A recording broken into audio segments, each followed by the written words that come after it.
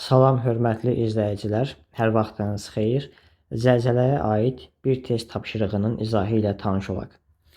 Hipocentri A və B nöqtələrində yerləşən zəlzələlər haqqında düzgün fikirləri müəyyən edin.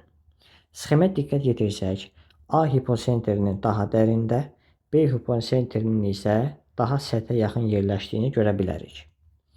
Buradan belə nəticəyə gəlirik ki, A hipocentri dərində olduğu üçün əhatə dairəsi geniş, ancaq gücü azdır.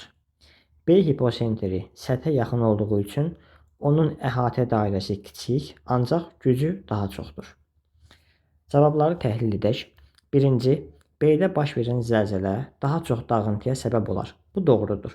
B zəlzələsi hipocentri səthə yaxın olduğu üçün burada zəlzələnin gücü yüksəkdir və dağıntı da çox olacaq.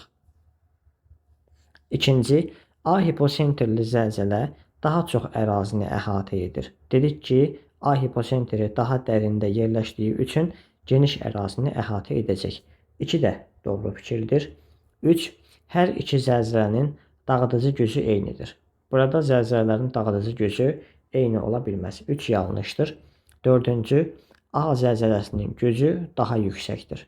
A zəlzələsi daha dərində yerləşir və onun gücü B-yə nisbətən daha az olacaq. 4-cü variant yanlışdır.